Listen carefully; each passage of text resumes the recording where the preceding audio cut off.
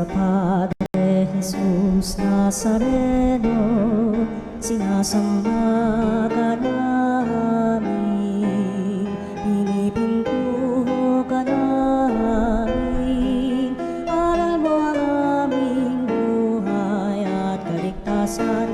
Nuestro Padre Jesús Nazareno, iligtas mo kami sa kamatayan.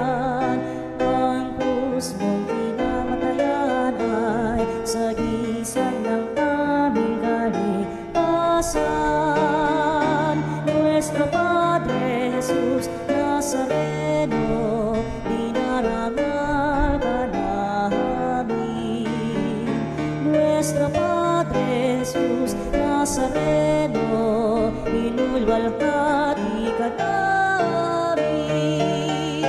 Nuestro Padre Jesus Nazareno, inarangal ka namin. Nuestro Padre Jesus Nazareno, inulwalhati ka namin.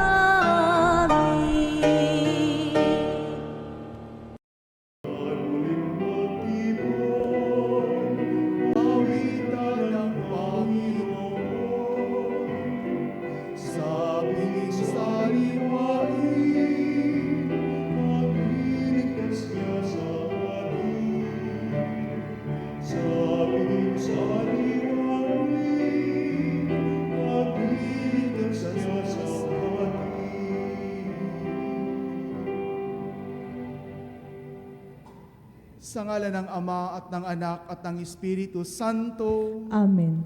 Ang pagpapala at kapayapaan ni Jesus ang mabuting pastol ay sumainyong lahat. At sumainyo rin. Mga kapanalig, isama din po natin sa ating banal na misa ang ating mga personal na kahilingan sa buhay at ang ating patuloy na pagpapasalamat sa Diyos sa mga biyayang ipinagkaloob niya sa atin.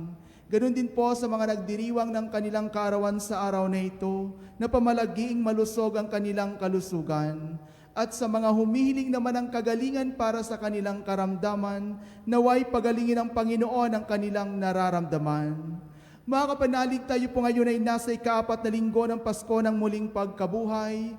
Tinatawagan tayo sa mga pagbasa sa araw na ito, lalong-lalo na sa Ebanghelyo, kung paano tayo sumunod kay Jesus, na kung saan siya ang ating mabuting nag-aanyaya sa atin para maging isang mabuting tao. Mga kapatid, natitipon dito tayo sa harap ng mabuting pastol, alalahanin natin ang ating mga kasalanan at hilingin ang kanyang pagpapatawad at lakas. Panginoong Jesus, ikaw ang mabuting pastol na naghain ang kanyang buhay para sa amin. Panginoon, kaawaan mo kami. Panginoon, kaawaan mo kami.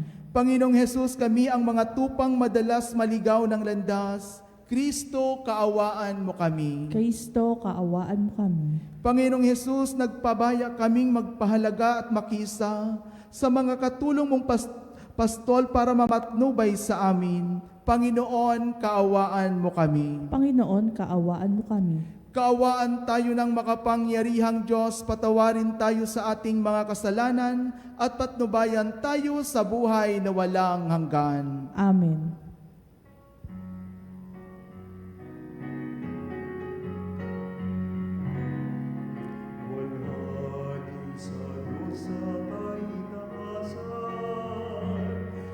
At sa lupa'y kapayapaan sa mga taong may mabuting kalooban. Pinupuri ka namin, inarangal ka namin,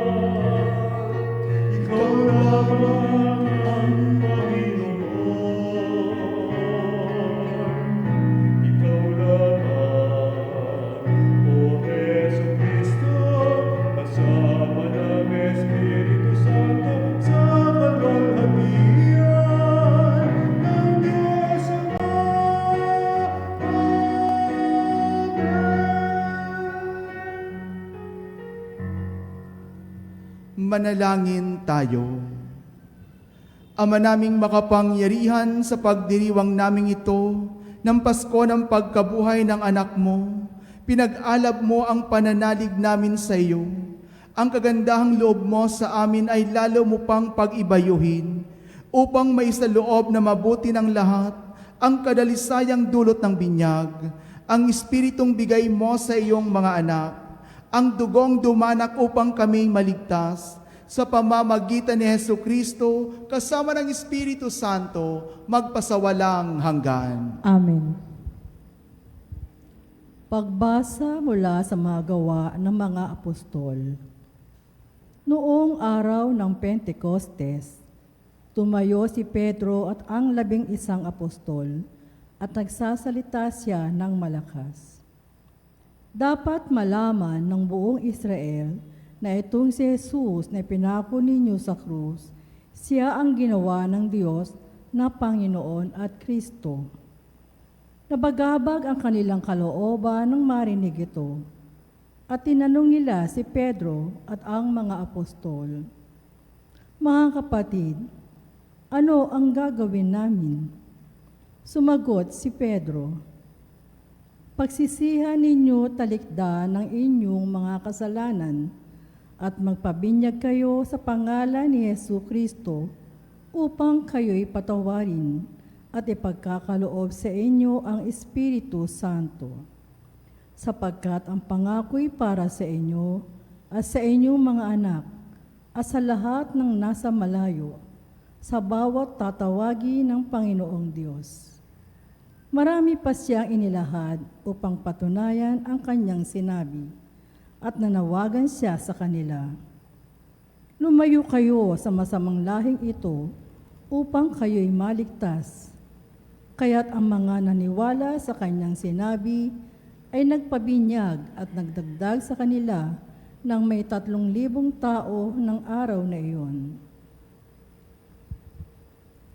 Ang salita ng Diyos. Salamat sa Diyos. Pastol ko'y Panginoong Diyos, hindi ako magdarahok. Pastol ko'y Panginoong Diyos, hindi ako magdarahok. Panginooy aking pastol, hindi ako magkukulang. Ako'y pinahihimlay sa mainam na pastulan, at inaakay niya ako sa tahimik na batisan. Binibigyan niya ako niyong bagong kalakasan. Pastol ko'y Panginoong Diyos, hindi ako magdarahok. At sang-ayon sa pangako na kanyang binitawan, at matuwid na landasi, doon ako inaakay. Kahit na ang daang iyo'y tumatahak sa karimlan, hindi ako matatakot pagkat ika'y kaagapay. Ang tungkod mo at pamalo, ang gabay ko at sanggalang. Pastol ko'y Panginoong Diyos, hindi ako magdarahok.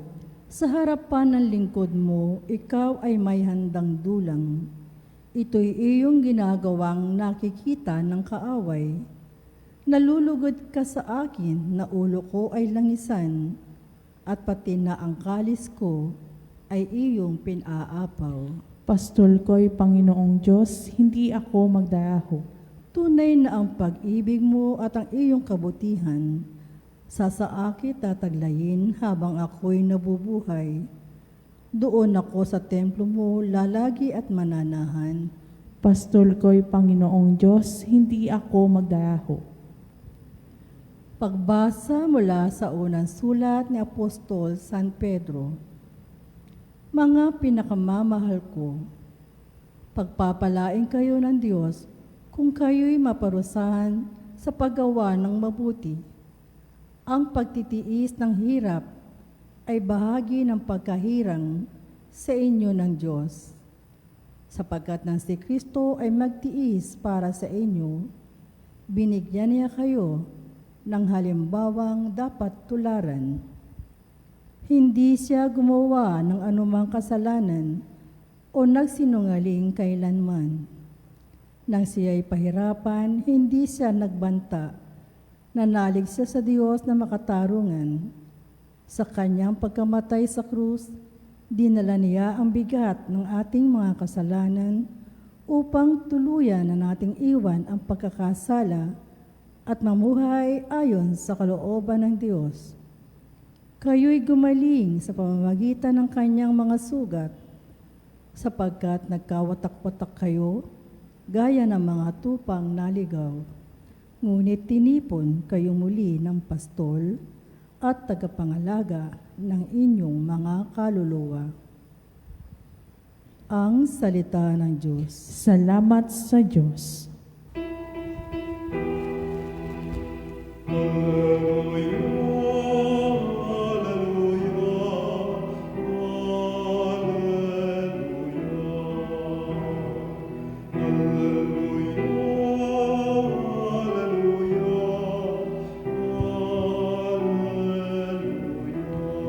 Ako'y pastol na butihin, kilala kong tupa akin, ako'y kilala nilayo. Aleluya, aleluya. Sumainyo ang Panginoon. At sumainyoin, Ang mabuting balita ng Panginoon ayon kay San Juan. papuri sa iyo, Panginoon. Noong panahong iyon, sinabi ni Jesus, "Tandaan ninyo ito, ang pumapasok sa kulungan ng mga tupa nang hindi sa pinto nagdaraan, kundi umakyat sa di dapat pagdaanan, ay magnanakaw at tulisan. Ngunit ang nagdaraan sa pintuan ay siyang pastol ng mga tupa. Pinapapasok siya ng bantay pinto at pinakikinggan ng mga tupa ang kanyang tinig. Tinatawag niya ang kanyang mga tupa sa kanilang pangalan at inilalabas sa kulungan. Kapag nailabas na, siya'y nangunguna sa kanila at sumusunod naman ang mga tupa sapagkat nakikilala nila ang kanya. At sumusunod naman ang mga tupa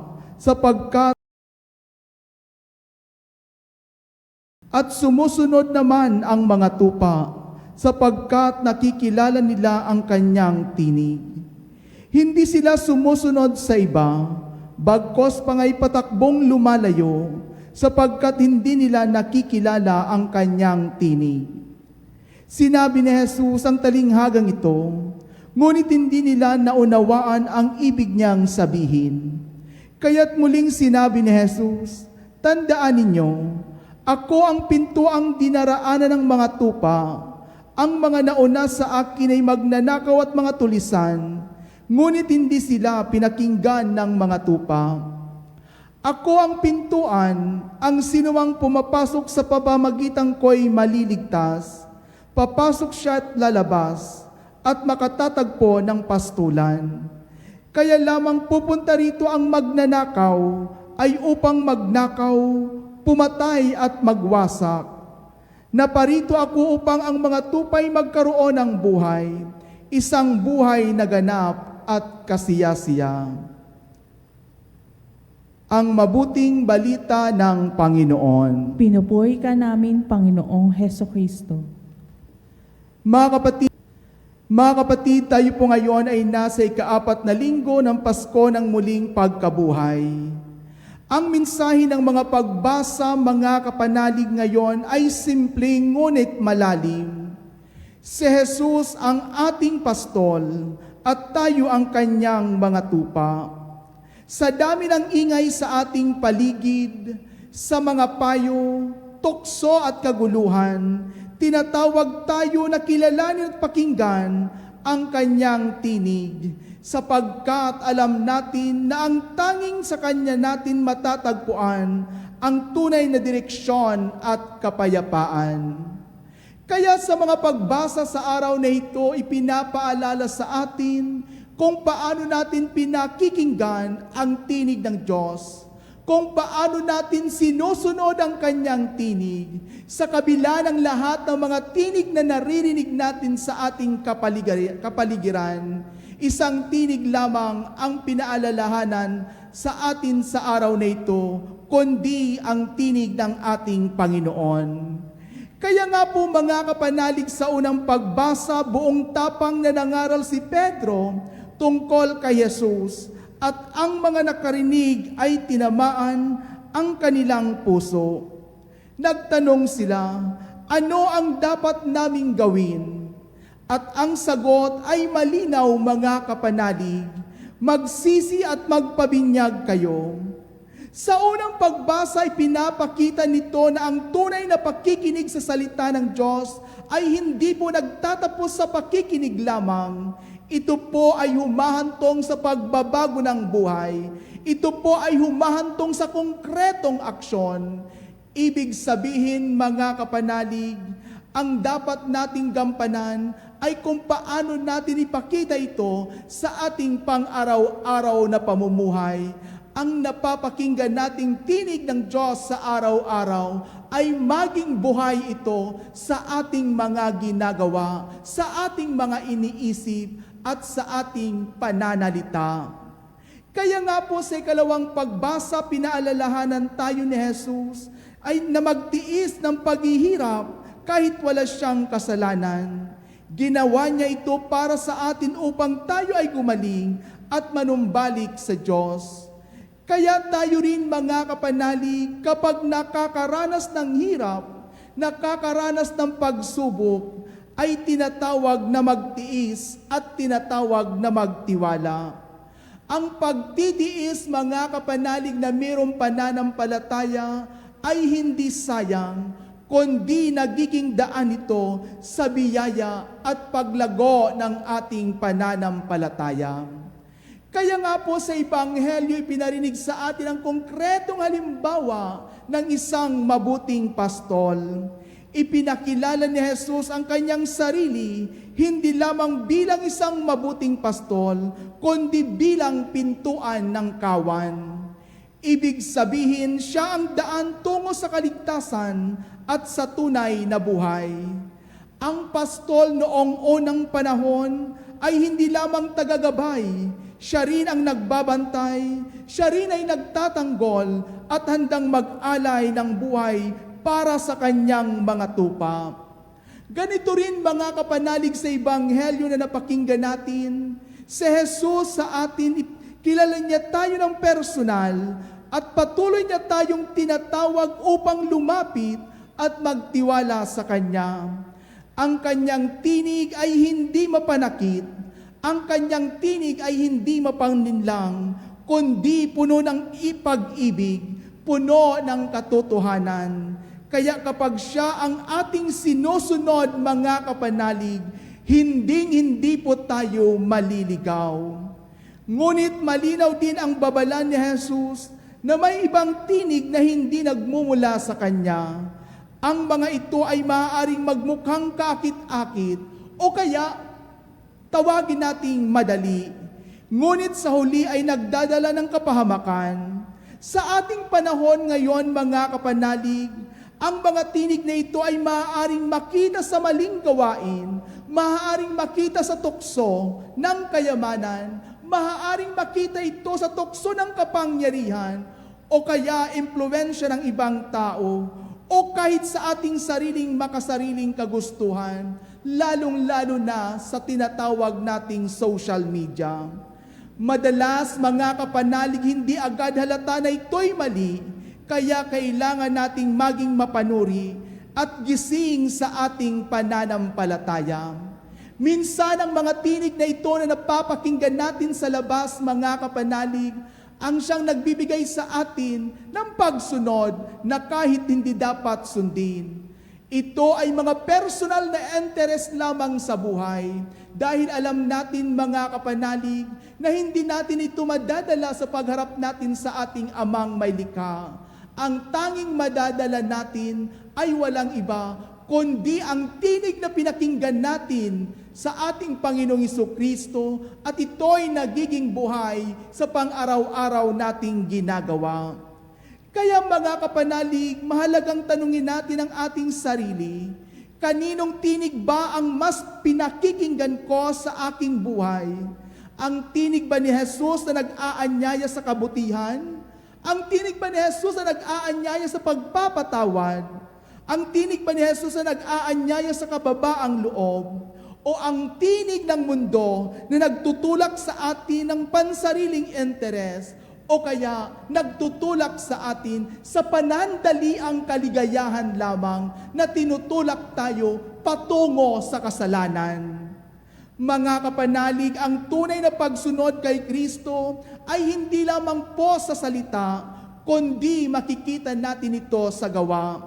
Sa ating panalangin, sa ating malasakit sa kapwa, sa katapatan at sa pagsisikap na iwasan ang masama kahit ito ay mahirap.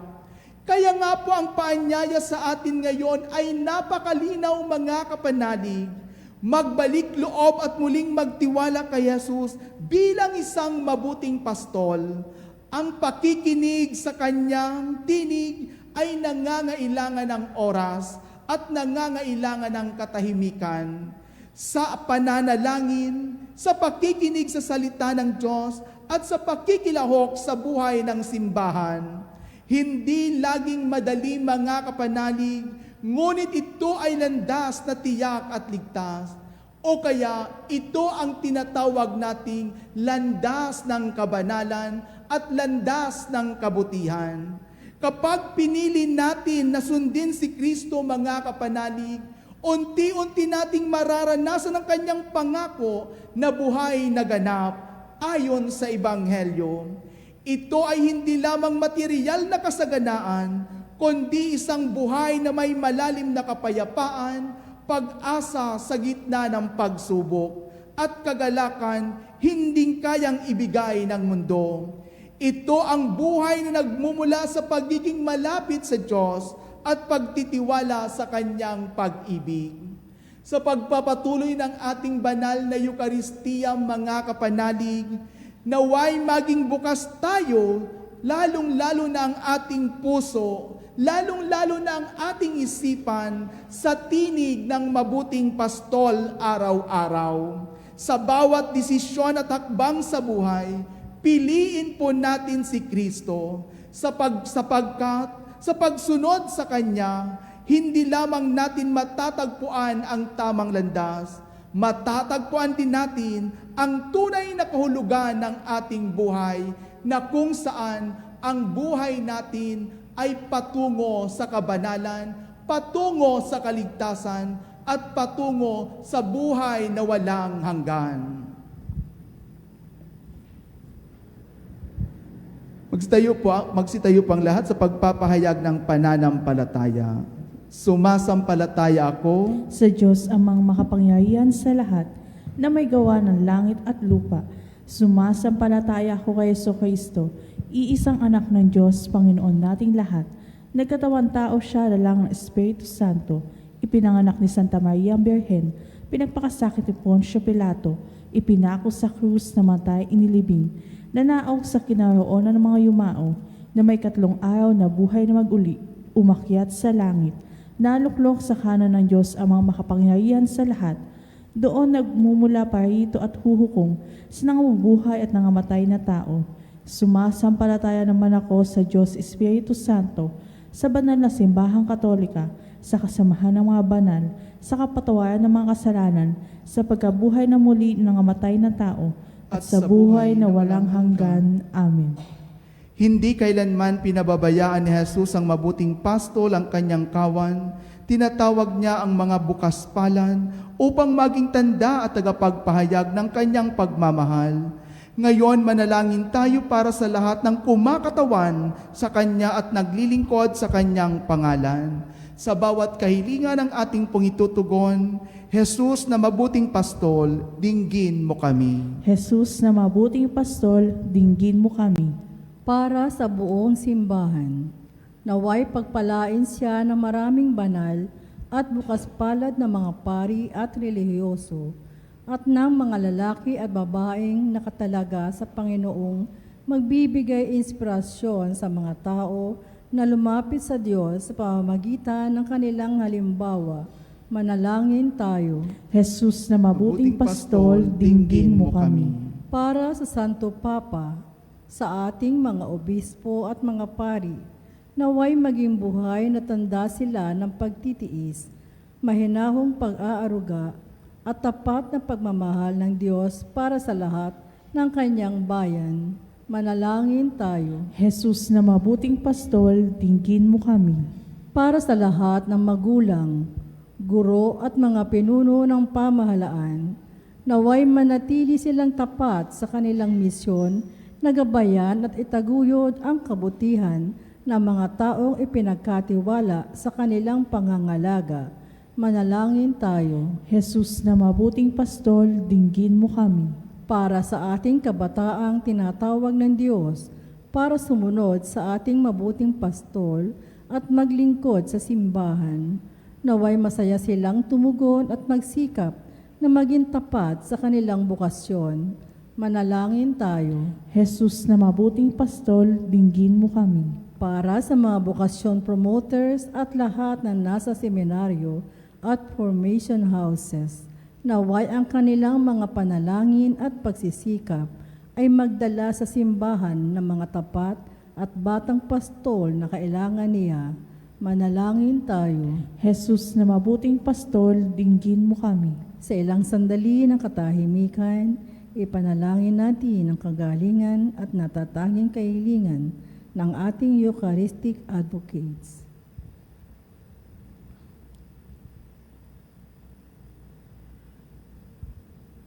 Manalangin tayo. Jesus na mabuting pastol, dinggin mo kami. Panginoong Hesus, magsugo ka ng mga banal na pari, relihiyoso, at mga lalaki at babaeng nakatalaga sa iyo upang maging mga pastol ng iyong simbahan. Tulad mo ang mabuting pastol, naway pagpatuloy nila ang iyong gawain ng pagmamahal at habag at magabayan kami tungo sa kabanalan. Ikaw na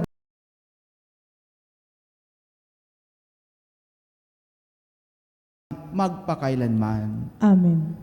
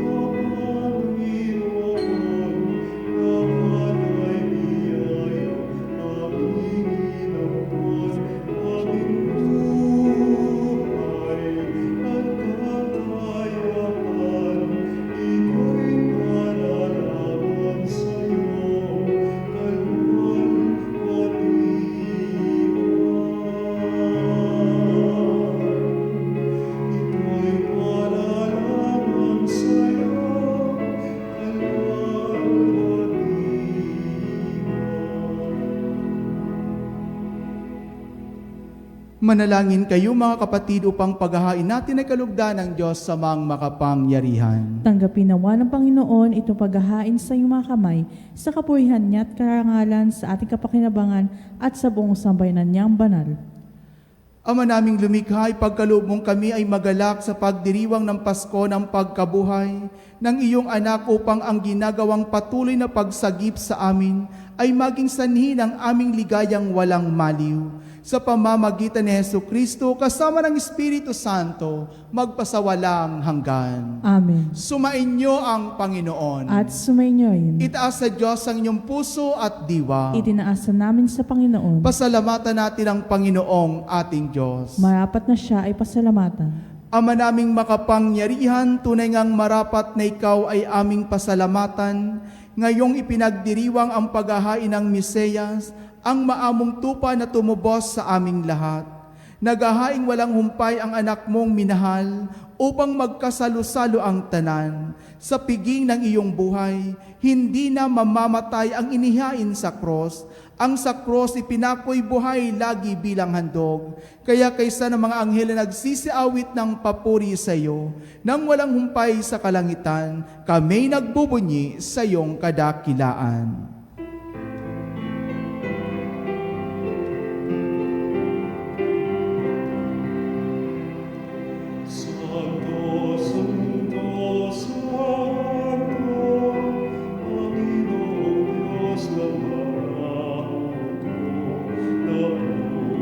Lord.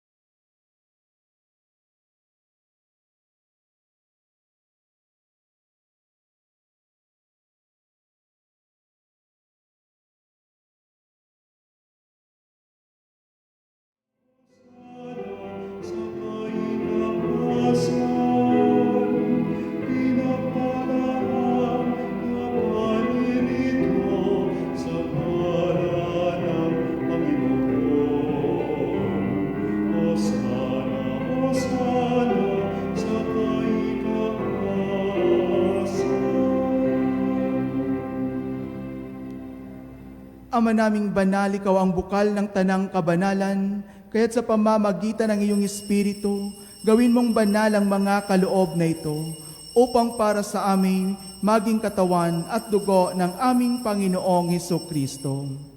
Bago niya pinagtisang pusang loob na maging handog, hinawakan niyang tinapay, pinasalamatan kanya, pinaghati-hati niya yun iniabot sa kanyang mga alagad at sinabi, "Tanggapin ninyong lahat ito at kanin. Ito ang aking katawan na ihahandog para sa inyo."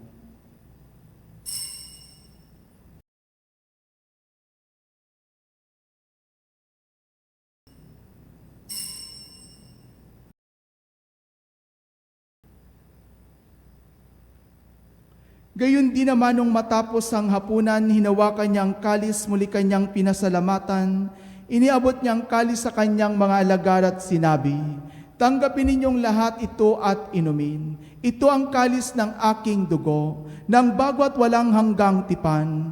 Ang aking dugo nibubuhos para sa inyo at para sa lahat. Sa ikapagpapatawad ng mga kasalanan, gawin ninyo ito sa pag-alala sa akin."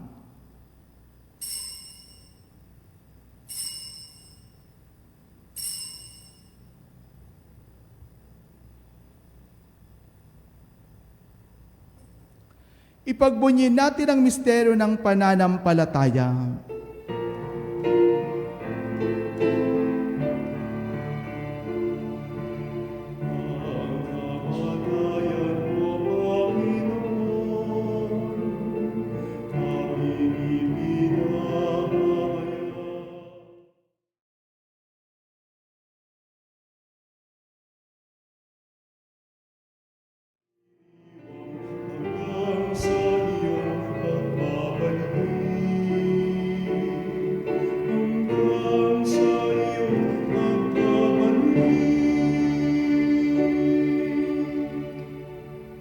Ama, ginagawa namin ngayon ang pag-alala sa pagkamatay at muling pagkabuhay ng iyong anak. Kaya't iniaalay namin sa iyo ang tinapay na nagbibigay buhay at ang kalis na nagkakaloob ng kaligtasan. Kami nagpapasalamat dahil kami iyong minarapat na tumayo sa harap mo para maglingkod sa iyo. Isinasamo namin kaming magsasalo-salo sa katawan at dugo ni Kristo ay mabuklod sa pagkakaisa sa pamamagitan ng Espiritu Santo. Ama, lingapin mo ang iyong simbahang laganap sa buong daigdig. Pospasin mo kami sa pag-ibig kaysa ni Leon na aming Papa at ni Elias na aming obispo at ng Tanang Kaparian. Alalahanin mo rin ang mga kapatid naming nahimlay nang may pag-asang sila'y muling mabubuhay, gayon din ang lahat ng mga pumanaw. Kaawaan mo sila at patuloyin sa iyong kaliwanagan. Kaawaan mo at pagindapatin kaming lahat na makasalo sa iyong buhay na walang wakas. Kaysa ng mahal na Berhen Maria na ina ng Diyos, kaysa ng mga apostol at ang lahat ng mga banal na namuhay dito sa daigdig ng kalugod-lugod sa iyo. May pagdiwang nawa namin ang pagpupuri sa ikararangal mo sa pamamagitan ng iyong anak na aming Panginoong Hesukristo. Sa pamamagitan ni Kristo, kasama niya at sa Kanya, ang lahat ng parangal at papuri ay sa iyo, Diyos Ama, makapangyarihan kasama ng Espiritu Santo, magpasawalang hanggan.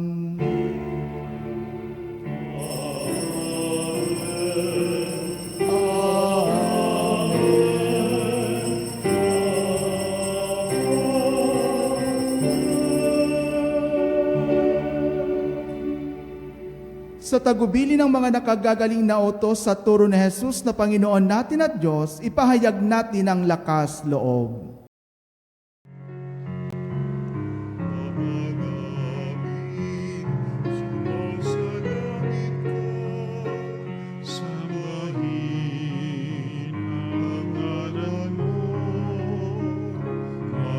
Sa amin ang kaharian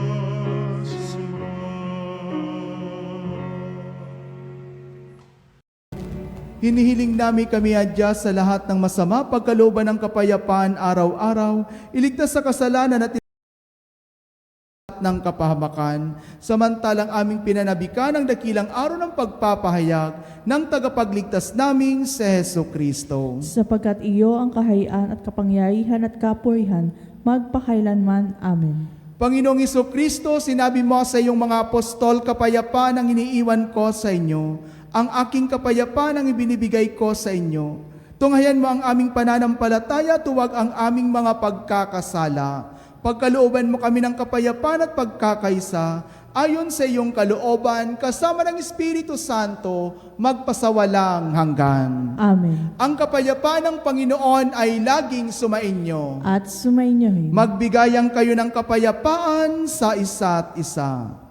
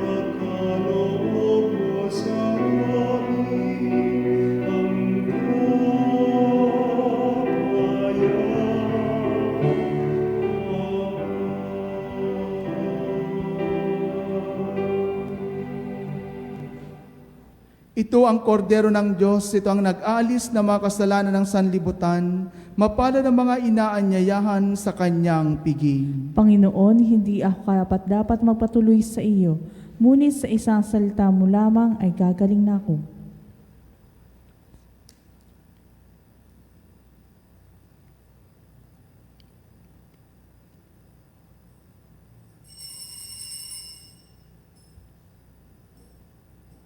Mga kapanalig, ating dasalin ang komunyong espiritual. O Jesus, nananalig ako sa pananahan mo sa kabanal-banalang sakramento. Minamahal kita higit sa lahat at hangad ka ng aking kaluluwa. Hindi ko man matatanggap ngayon ang iyong katawan at dugo, inaasahan ko na patuloy kang mamumuhay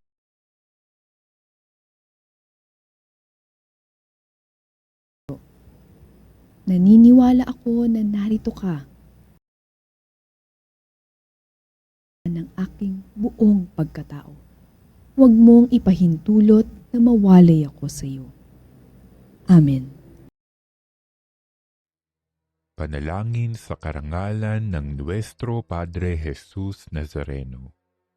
O Jesus Nazareno, katamis-tamisan naming manunubos, sa harap mo ngayon naririto kami't nangangayupapa at nagsisisi ng taos-puso sa aming pagiging walang turing sa iyo at paglimot sa di mabilang na mga biyaya mo, lalong-lalo na yaong mahalagang biyaya ng pagtutubos. Dinaramdam namin at pinagsisisihang labis, Panginoon ko, ang pagkakasala namin sa iyo. Ikinalulungkot namin ang pagiging dahilan ng pagpapasan mo ng krus na iyan sa gitna ng mga hirap at kapaitan hanggang sa inihandog mo ang iyong buhay sa bundok ng Kalbaryo sa pagkaibig mo lamang na matubos kami at ang sangkatauhan mula sa sala.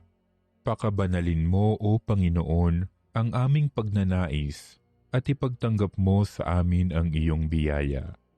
Maging tagapamagitan nawa ang iyong ina, ang kalinis-linisang Birheng Maria.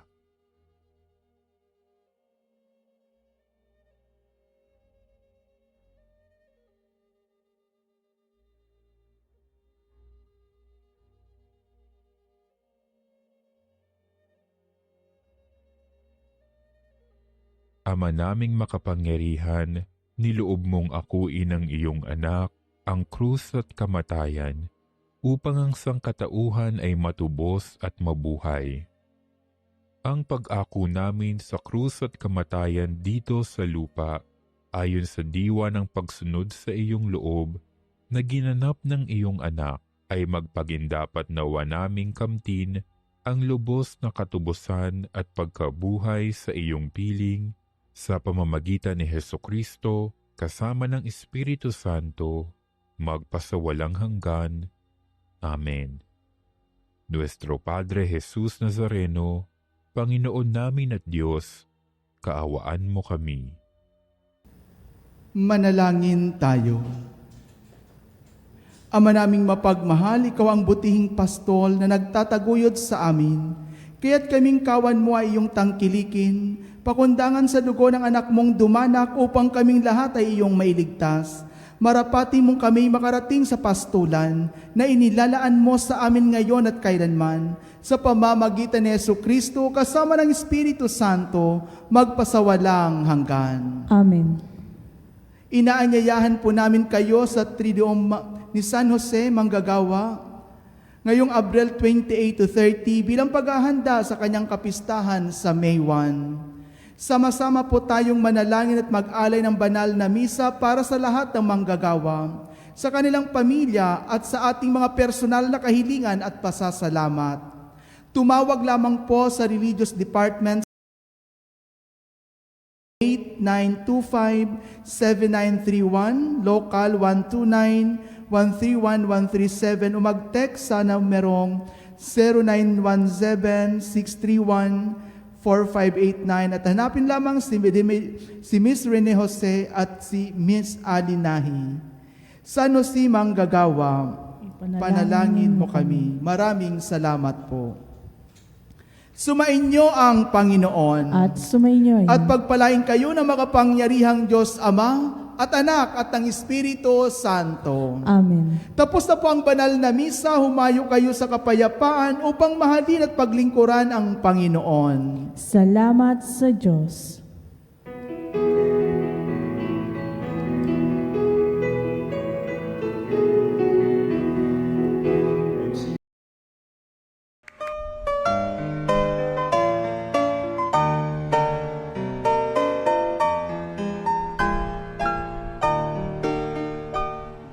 Nuestro Padre Jesus Nazareno, sinasamba ka namin, pinipintuho ka namin, aral mo ang aming buhay at kaligtasan.